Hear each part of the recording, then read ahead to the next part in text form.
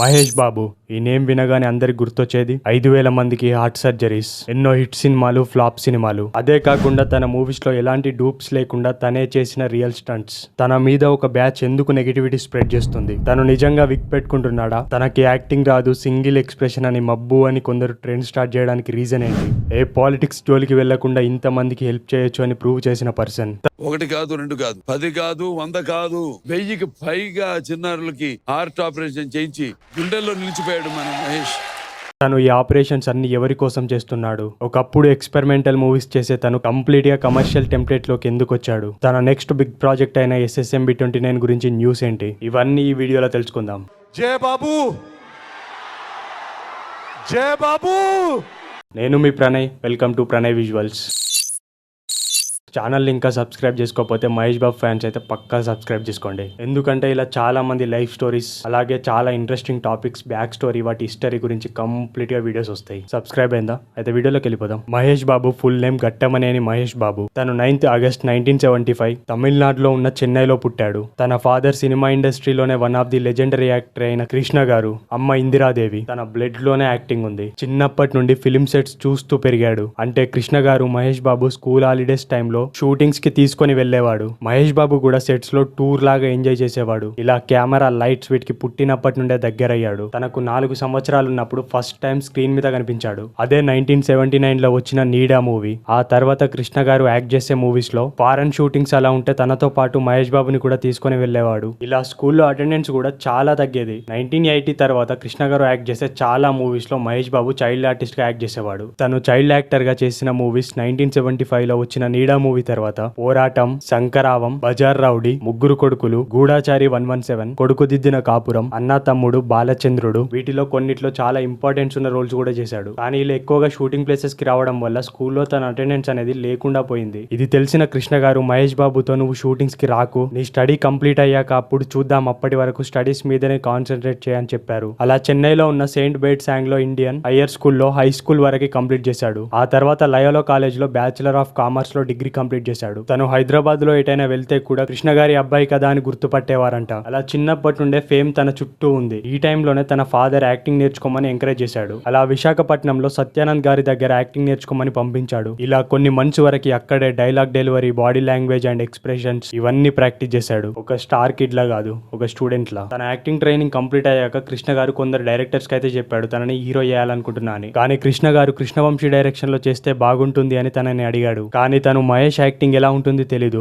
ముందు ఒక 2 మూవీస్ అవ్వని, ఆ తర్వాత నేను పక్కా డైరెక్ట్ చేస్తా అన్నాడు. ఆ నెక్స్ట్ రాఘవేంద్రరావు గారిని అడిగాడు. అప్పటికే రాఘవేంద్రరావు గారు చిరంజీవి గారి మూవీ అయిన ఇద్దరు మిత్రులు డైరెక్ట్ చేస్తున్నాడు. అది అవ్వగానే స్టోరీ రెడీ చేస్తామని చెప్పి కొన్ని మంత్స్ లోనే ఆ షూట్ కంప్లీట్ అవ్వగానే రాజకుమారుడు స్క్రిప్ట్ చేశారు. అలా మహేష్ బాబు మెయిన్ లీడ్ అయిన రాజకుమారుడు మూవీ ఓకే అయిపోయింది. మహేష్ బాబు తను హీరోగా ఫస్ట్ మూవీలోనే యాక్టింగ్ బానే చేశాడు. కానీ కొన్ని రొమాంటిక్ సీన్స్ లో చాలా షై అయ్యాడంట. 1999 జూలై 30 మూవీ రిలీజ్ అయింది. కృష్ణ గారి అబ్బాయి అవ్వడం వల్ల ఒక మంచి హైప్ తోనే రిలీజ్ అయింది. మూవీ మంచి రెస్పాన్స్ తో సూపర్ హిట్ అయింది. ఫస్ట్ మూవీ హిట్ అవ్వడంతో కృష్ణ గారి ఫ్యాన్స్ చాలా మంది మహేష్ బాబుని కూడా అభిమానించడం స్టార్ట్ చేశారు. అదే కాకుండా ఆ ఇయర్ బెస్ట్ మేల్ డెబ్యూట్ లో నంది అవార్డు కూడా విన్ అయ్యాడు. ఇంత గ్రాండ్ డెబ్యూట్ ఇచ్చిన తర్వాత మహేష్ బాబుతో మూవీ చేయడానికి చాలా మంది డైరెక్టర్స్ రెడీగా ఉన్నారు. కానీ వైవిఎస్ చౌదరి డైరెక్షన్ లో యువరాజు మూవీ ఓకే చేశాడు. 2000 ఏప్రిల్ లో రిలీజ్ అయిన ఈ మూవీ డిజాస్టర్ అయింది. ఆ తర్వాత బి గోపాల్ డైరెక్షన్ లో వంశీ మూవీ ఓకే చేశాడు. ఈ మూవీలో హీరోయిన్ నమ్రత గారు. అప్పటికే నమ్రత గారు 1993 లో మిస్ ఇండియా క్రౌన్ ని విన్ అయ్యారు. 1993 లోనే miss Asia Pacific runner up. అలా వంశీ మూవీ షూటింగ్ లోనే వీళ్ళిద్దరి మధ్యలో అయితే ఒక బాండ్ క్రియేట్ అయింది. వంశీ మూవీ 2000 అక్టోబర్ లో రిలీజ్ అయ్యి డిజాస్టర్ అయింది. కానీ ఈ మూవీతోనే మహేష్ బాబు తన లైఫ్ లోనే ఒక ఇంపార్టెంట్ పర్సన్ ని మీట్ అయ్యాడు. ఇలా 2 మూవీస్ ఫ్లాప్ నుండి చాలా నేర్చుకున్నాడు. ఏదైనా డిఫరెంట్ గా చేయాలి ఇప్పటి నుండి అనుకున్నాడు. ముందు ఒకసారి స్టోరీ సెలెక్షన్ లో తన ఫాదర్ హెల్ప్ తీసుకోవాలి కరెక్ట్ స్టోరీస్ కోసం అనుకున్నాడు. అలా కృష్ణవంశీ వచ్చి మహేష్ బాబుకి స్టోరీ చెప్తే మహేష్ బాబు తన ఫాదర్ దగ్గరికి తీసుకెళ్లి స్టోరీ వినమన్నాడు. కానీ అప్పుడు కృష్ణ గారు ఒక మాట అన్నారు, నీ స్టోరీస్ ని నువ్వే సెలెక్ట్ చేసుకో,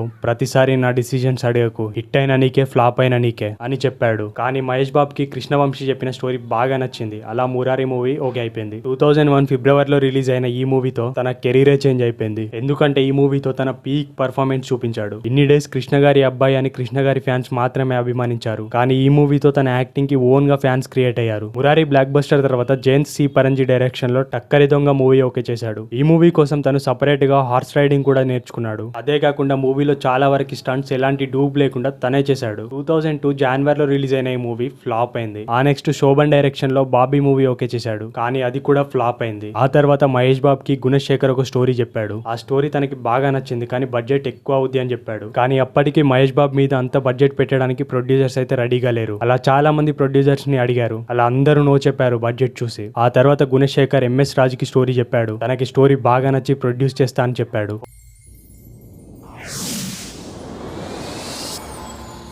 ఒక్కడు మూవీ ఓకే అయ్యాక అందులో చాలా ఇంపార్టెంట్ రోల్ అయిన ఓబుల్ రెడ్డి క్యారెక్టర్ కోసం ప్రకాష్ రాజ్ గారిని అడిగాడు. కానీ అప్పటికి ప్రకాష్ రాజ్ హ్యాండ్ లో చాలా మూవీస్ ఉండడం వల్ల నో చెప్పాడు. కానీ ప్రకాష్ రాజ్ కి ఆ క్యారెక్టర్ బాగా నచ్చింది. ఆ తర్వాత ఎంఎస్ రాజు గోపిచంద్ కి కూడా స్టోరీ వినిపించి ఓబుల్ రెడ్డి క్యారెక్టర్ తనకి ఆఫర్ చేశాడు. గోపిచంద్ కూడా ఒప్పుకున్నాడు. కానీ కొన్ని రోజుల తర్వాత ప్రకాష్ రాజ్ కాల్ చేసి డేట్స్ అడ్జస్ట్ చేస్తా, నేను ఓబుల్ రెడ్డి క్యారెక్టర్ చేస్తా అని చెప్పాడు. ఎంఎస్ రాజు గోపిచంద్ కి మాట ఇవ్వడం వల్ల ఆలోచిద్దామన్నాడు. కానీ గుణశేఖర్ మైండ్ లో ఒకటి ఉంది, ప్రకాష్ రాజ్ అయితే ఆ క్యారెక్టర్ కి బాగా సెట్ అవుతాడు అని. ఇది ఎంఎస్ రాజు గారికి చెప్పగానే ఎంఎస్ రాజు గోపిచంద్ తో మన నెక్స్ట్ మూవీ చేద్దాం, ఈ మూవీలో కష్టం అన్నాడు. దానికి గోపిచంద్ కూడా ఒప్పుకున్నాడు. ఆ తర్వాత గోపిచంద్ ని వర్షం మూవీలో క్యాస్ట్ చేశాడు. ఇలా ఒక్కడు మూవీ కోసం చార్మినార్ సెట్ చేశారు. ఒక్కడు మూవీకి 9 కోట్ల వరకు బడ్జెట్ అయింది. మహేష్ బాబు కెరీర్ లో అప్పటి వరకు అదే హైయెస్ట్ బడ్జెట్. జనవరి 15, 2003 లో మూవీ రిలీజ్ అయింది. 2003 ముందు వరకు హీరో అంటే ఇలా ఉండాలి, స్టోరీ అంటే ఇలా ఉండాలి అనేలా కొన్ని క్యాల్కులేషన్స్ ఉండేవి. కానీ ఒక్కడు వాటన్నిటికీ డిఫరెంట్. ఆ టైంలో చెప్పాలంటే ఆ టైం స్టోరీస్ ఎలా ఉండేవి అంటే హీరో ఫ్యాక్షనిస్ట్, ఆ తర్వాత నార్మల్ లైఫ్ లీడ్ చేస్తాడు, లేదా ఒక ప్రెడిక్టివ్ లవ్ స్టోరీ అనేలా ఉండేవి. కానీ ఒక్కడు అలా కాదు. థియేటర్ లో మూవీ చూస్తున్న ప్రతి ఆడియన్స్ కి ఒక ఫ్రెష్ ఎక్స్పీరియన్స్ ఇచ్చింది. ఈ మూవీతో మహేష్ బాబు స్టార్ అయిపోయాడు. ఓబుల్ రెడ్డి క్యారెక్టర్ అయితే ఒక ఐకానిక్ క్యారెక్టర్ అయింది. ఒక్కడు మూవీకి 8 నంది అవార్డ్స్, 4 ఫిల్మ్ఫేర్ అవార్డ్స్ వచ్చాయి. అదే కాకుండా ఈ మూవీ తమిళ్, కన్నడ, ఒరియా, బెంగాలీలో రీమేక్ చేశారు. ఇక్కడి నుండి మహేష్ బాబుని కృష్ణ గారి సన్ అనేది మర్చిపోయారు. ఎందుకంటే తనకంటూ సొంత గుర్తింపు, తనకంటూ సొంత ఫ్యాండమ్ క్రియేట్ అయింది. మహేష్ బాబుకి అప్పుడు ఒకటి అనిపించింది, అందరిలా రెగ్యులర్ స్క్రిప్ట్స్ కాకుండా ఎక్స్పెరిమెంటల్ మూవీస్ తీయాలని, డిఫరెంట్ రోల్స్ చేయాలని. అలా తేజ చెప్పిన నిజం స్క్రిప్ట్ బాగా నచ్చింది. ఒక్కడు మూవీలో చేసిన క్యారెక్టర్ కి నిజంలో చేసిన క్యారెక్టర్ కంప్లీట్ గా ఆపోజిట్ ఉంటది. 2003 మే 23 లో రిలీజ్ అయిన ఈ మూవీ ఫ్లాప్ అయింది. నిజం మూవీ ఫ్లాప్ అవడానికి చాలానే రీజన్స్ ఉన్నాయి. ఒక్కడు మూవీ తర్వాత వచ్చిన మూవీ అవ్వడం వల్ల చాలా ఎక్స్పెక్టేషన్స్ పెట్టుకున్నారు. కానీ ఈ మూవీలో ఉన్న క్యారెక్టర్ స్టార్టింగ్ లో అన్నిటికీ భయపడడం, అదే కాకుండా మూవీ కొంచెం బ్రెయిన్ డిస్టర్బింగ్ గా ఉంటది. కానీ మూవీ బాగుంటది. మహేష్ బాబు గారి మూవీస్ లో నా బ్రెయిన్ డిస్టర్బ్ చేసిన మూవీస్ 2 ఉన్నాయి. అందులో ఒకటిది. నిజం మూవీ ఫ్లాప్ అయినా కూడా మళ్ళీ ఒక డిఫరెంట్ కాన్సెప్ట్ తీయాలనుకున్నాడు. అలా ఎస్జే సూర్య డైరెక్షన్ లో నాని మూవీ ఓకే చేశాడు. ఇది చాలా డిఫరెంట్ కాన్సెప్ట్. అప్పటి వరకు టాలీవుడ్ లో ఇలాంటి కాన్సెప్ట్ మూవీసే రాలేదు. కానీ ఆ టైంలో ఈ కాన్సెప్ట్ ఎవరికి ఎక్కలేదు, అందుకే డిజాస్టర్ అయింది. అదే ఇయర్ ఒక్కడు మూవీతో సక్సెస్ ఇచ్చిన గుణశేఖర్ తో అర్జున్ మూవీ రిలీజ్ అయింది. సిస్టర్ సెంటిమెంట్ తో వచ్చిన ఈ మూవీ హిట్ అయింది. అర్జున్ మూవీ తర్వాత 2005 ఫిబ్రవరి 10 మహేష్ బాబు నమ్రత శిరోద్కర్ ని మ్యారేజ్ చేసుకున్నాడు. వీళ్ళు వంశీ మూవీ టైం నుండే ఫ్రెండ్స్ గా ఉన్నారు. ఆ తర్వాత లవ్ గా అయింది. అలా 2005 లో మ్యారేజ్ అయింది. అదే ఇయర్ ఆగస్ట్ 10 త్రివిక్రమ్ డైరెక్షన్ లో అతడు మూవీ రిలీజ్ అయింది. చెప్పాలంటే ఈ అతడు మూవీ కూడా అప్పట్లో ఒక ఎక్స్పెరిమెంటల్ మూవీ. ఎందుకంటే 2 ఆపోజిట్ జానర్స్ ని బెండ్ చేయడం చాలా రిస్కీ. కానీ ఈ మూవీలో ఎక్కడ డిస్టర్బ్ గా అనిపించదు, చాలా నీట్ గా వెళ్ళుద్ది. అతడు హిట్ తర్వాత ఒక మూవీ వచ్చింది. ఆ మూవీతో స్టార్ నుండి సూపర్ స్టార్ అయ్యాడు. అదే పూరి జగన్నాథ్ డైరెక్షన్ లో వచ్చిన పోకిరి. ఇది కూడా ఎక్స్పెరిమెంటల్ మూవీ. జస్ట్ ఇమాజిన్ 2006 లో వచ్చిన మూవీలో హీరో ప్రీ క్లైమాక్స్ వరకు విలన్ గ్యాంగ్ అయితే అప్పటి వరకు లేదు టాలీవుడ్ లో. ఇలా 2006 ఏప్రిల్ 28 మూవీ రిలీజ్ అయింది. రిలీజ్ అయిన రోజు నుండి ఒక 1 వీక్ వరకు నెగిటివ్ టాకే ఉంది. పబ్లిక్ టాక్స్ లో కూడా నెగిటివ్ రెస్పాన్సే వచ్చింది, హీరో విలన్ గ్యాంగ్ ఏంటి అని. కానీ 1 వీక్ తర్వాత అంతా చేంజ్ అయింది. ఎంతలా అంటే industry hit అయ్యేంతలా. Mahesh Babu career లోనే బిగ్గెస్ట్ హిట్ అయింది. 12 కోట్లతో తీసిన ఈ మూవీ 70 కోట్లు కలెక్ట్ చేసి ఇండస్ట్రీ హిట్ అయింది. ఈ మూవీకి బ్లాక్ లో టికెట్స్ అమ్మిన కొందరు ఆ టైంలో బిల్డింగ్సే కట్టుకున్నారు. అంటే అర్థం చేసుకోండి ఆ మూవీ టికెట్స్ కి ఎంత డిమాండ్ ఉందో. ఈ మూవీ తర్వాత ఆగస్ట్ లో తనకి కొడుకు పుట్టాడు. ఆ తర్వాత సురేందర్ రెడ్డి డైరెక్షన్ లో అతిథి, 2 మూవీస్ బ్లాక్ బస్టర్ అయి హిట్ కాంబో అయిన గుణశేఖర్ డైరెక్షన్ లో సైనికుడు, 2 మూవీస్ ఓకే చేశాడు. ముందు అతిథి మూవీ అక్టోబర్ 18, 2007 లో రిలీజ్ అయ్యి ఫ్లాప్ అయింది. ఆ ఇయర్ నవంబర్ 30కి వచ్చిన సైనికుడు మూవీ కూడా ఫ్లాప్ అయింది. సైనికుడు ఫ్లాప్ తర్వాత చాలా గ్యాప్ తీసుకున్నాడు. అలా త్రివిక్రమ్ డైరెక్షన్ లో కలేజా మూవీ అనౌన్స్ చేశాడు. ఈ మూవీ టైటిల్ అనౌన్స్ చేసిన టైం నుండే హైప్ బాగా పెరిగింది. ఎందుకంటే వీళ్ళ కాంబినేషన్ లో వచ్చిన అతడు, అదే కాకుండా ఇంత గ్యాప్ అవ్వడం వల్ల ఫ్యాన్స్ చాలా వెయిట్ చేశారు. అందరూ ఒక మంచి కమర్షియల్ యాక్షన్ మూవీ అయితే ఎక్స్పెక్ట్ చేశారు. ఫుల్ హైప్ తో 2010 అక్టోబర్ 7 మూవీ రిలీజ్ అయింది. ఆడియన్స్ ఎక్స్పెక్ట్ చేసిన దానికి కంప్లీట్ ఆపోజిట్ గా ఉంది. హీరో క్యారెక్టర్ సెటైరేటికల్ గా ఉండడం, దేవుడు కాన్సెప్ట్ అప్పుడు ఆడియన్స్ కి ఎక్కలేదు. అలా బాక్స్ ఆఫీస్ దగ్గర ఫ్లాప్ అయింది. 30 కోట్లు బడ్జెట్ పెట్టిన ఈ మూవీకి టోటల్ గా వచ్చిన షేర్ 18 కోట్లు. కానీ ఈ మూవీ టీవీలో టెలికాస్ట్ చేశాక కలేజా మూవీకి సెపరేట్ ఫ్యాన్ బేస్ క్రియేట్ అయింది. చాలా మందికి one of the favourite movie కూడా. ఆ తర్వాత శ్రీను వైట్ల డైరెక్షన్ లో దూకుడు మూవీ ఓకే చేశాడు. చేశాడు. 2011లో రిలీజ్ అయిన ఈ మూవీ ఆ ఇయర్ హైయెస్ట్ గ్రాసర్ అయింది. అలా పూరి జగన్నాథ్ డైరెక్షన్ లో బిజినెస్ మ్యాన్ ఓకే చేశాడు. వీళ్ళ కాంబోలో ఒక ఇండస్ట్రీ హిట్ రావడం వల్ల బిజినెస్ మ్యాన్ కి హైప్ బాగా పెరిగింది. 2012లో వచ్చిన ఈ మూవీ బ్లాక్ బస్టర్ అయింది. అదే ఇయర్ 2012లో తనకి కూతురు పుట్టింది. ఆ తర్వాత వెంకటేష్ తో ఒక మల్టీ స్టారర్ తీశాడు. అదే శ్రీకాంత్ అడ్డాల డైరెక్షన్ లో వచ్చిన సీతమ్మ వాకిట్లో సిరిమల్లి చెట్టు, ఇది బ్లాక్ బస్టర్ అయింది. ఆ నెక్స్ట్ సుకుమార్ డైరెక్షన్ లో వన్ నిన్నొక్కడినే మూవీ ఓకే చేశాడు. 2014 సంక్రాంతికి రిలీజ్ అయిన ఈ మూవీకి చాలా నెగిటివిటీ వచ్చింది. ఎందుకంటే తెలుగు ఆడియన్స్ ఆ కాన్సెప్ట్ ని డైజెస్ట్ చేసుకోలేకపోయారు. హీరోకి సైకలాజికల్ డిసార్డర్ ఉండడం, అదే కాకుండా మూవీలో మామూలు ట్విస్ట్స్ ఉండవు. కొన్ని ట్విస్ట్లకు అయితే బ్రెయిన్ డిస్టర్బ్ అవుద్ది. కానీ ఆ మూవీ హాలీవుడ్ రేంజ్ స్టఫ్.